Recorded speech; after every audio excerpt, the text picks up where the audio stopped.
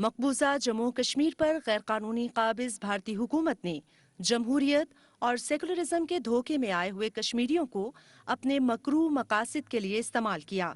جب مقبوضہ کشمیر میں بھارتیوں نے اپنے طے کردہ مقاصد حاصل کر لیے تو انہیں استعمال شدہ ٹیشو پیپر کی طرح جیلوں میں پھینک دیا۔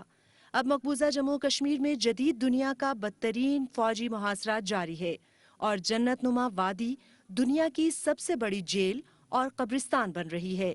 بھارتی فوج مسلم اکثریت کو اقلیت میں تبدیل کرنے کے لیے کشمیری نوجوانوں کا قتل عام کر رہی ہے۔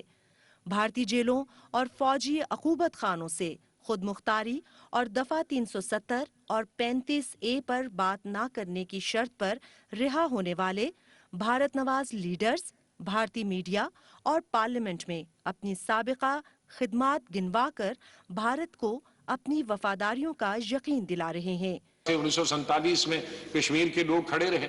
جب تک فوج بعد میں پہنچی 27 اکتوبر کو، لیکن تب تک 20 دن تو کشمیر کے لوگوں نے، میں آپ کو بھیجوں گا، مجھے ایک کتاب ملی تب کی،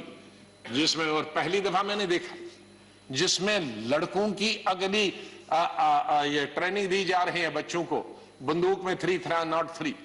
میں نے پہلی دفعہ شاید ہندوستان میں کیسا نہیں ہوا، وہ اس بک میں عورتوں کی ایک ملیشیا بنائی گئی، ان کو وہ ان کی بندوقیں ہیں، ان کو سکھایا جا رہا ہے کہ یہ جو رضاکار آ رہے ہیں ان کو رضاکار کہہ رہے ہیں ادھر سے پاکستان کو، ان کو فائر کیسے کرنا، محلے محلے کی کمیٹی بنائے۔ تو ان 15-20 دن تو ان بچوں نے، عورتوں نے، مردوں نے ہی پاکستان کی فوج کو تو روکا،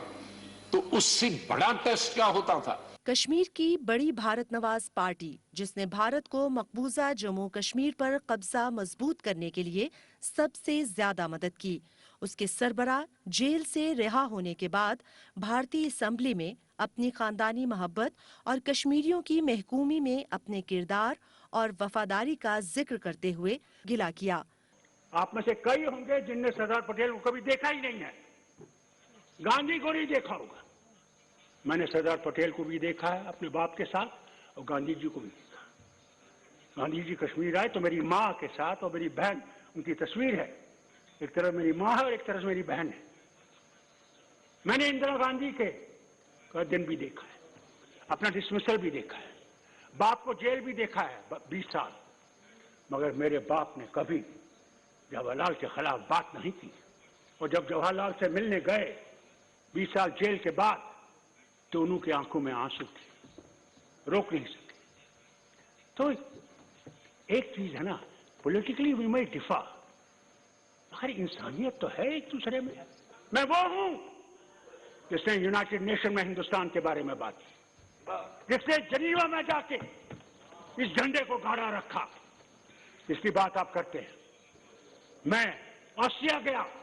ہیومن رائٹس کمیشن میں گیا۔ کشمیری عوام کے سامنے یہ بھارت نواز سیاستدان بھارتی محاصرے، سیکیورٹی فورسز کے مظالم اور پابندیوں کے خلاف رونا روتے ہیں، لیکن بھارتی حکمرانوں کے سامنے کشمیریوں کو جمہوریت اور سیکولرزم کے نام پر گمراہ کرنے جیسی خدمات کا ذکر بڑے فخر سے کرتے ہیں۔ کشمیریوں کے قاتل دہشت گرد بھارتی وزیر داخلہ امیت شاہ نے ان کے رونے دھونے سے بے نیاز انہیں اقتدار کا پجاری قرار دیتے ہوئے کہا، یہ 3 پریوار کے لوگ ہی شاسن کرتے تھے اور اسی لیے ان کو دھارا 370 شوٹ کرتی تھی۔ وکاس جو اٹک گیا ہے، یہ 3 پریواروں نے جو وکاس کو رونق کر رکھا ہے، اس کو پٹری پر چڑھا کر جیسے ہی اچت پرستھتی ہوگی ضرور جموں کشمیر کو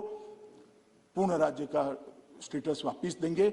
مقبوضہ جموں کشمیر کے یہ بھارت نواز سیاستدانوں پر بھارتی توسیع پسندی، نسل پرستی اور کشمیریوں کی مسلم اکثریت کو اقلیت میں تبدیل کرنے کے گھناؤنے منصوبے آشکار ہو چکے ہیں، لیکن بھارت اپنے پتے کھیل چکا، اسے ان کی کوئی پرواہ نہیں، وہ انہیں استعمال شدہ ٹیشو پیپر سے زیادہ اہمیت نہیں دیتا۔ بھارتی ان کشمیری نوجوانوں سے خوفزدہ ہیں جو مفاہمت کی بجائے بے جگری سے جد و جہد آزادی جاری رکھے ہوئے ہیں، کیونکہ وہ جانتے ہیں کہ ہندوتوا پر یقین نہیں کر سکتے ماں سوائے آزادی کے۔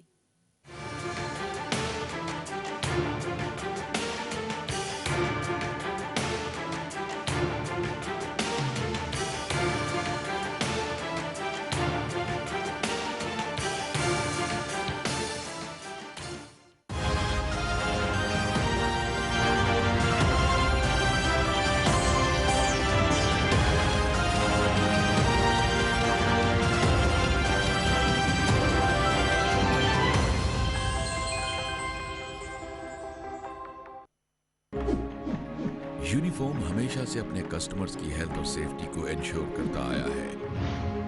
अपनी तमाम प्रोडक्ट्स पर सेफ्टी सील लगाकर,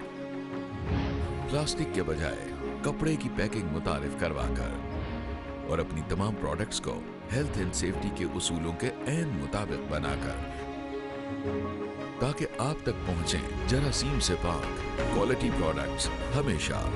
uniform makes a healthy home.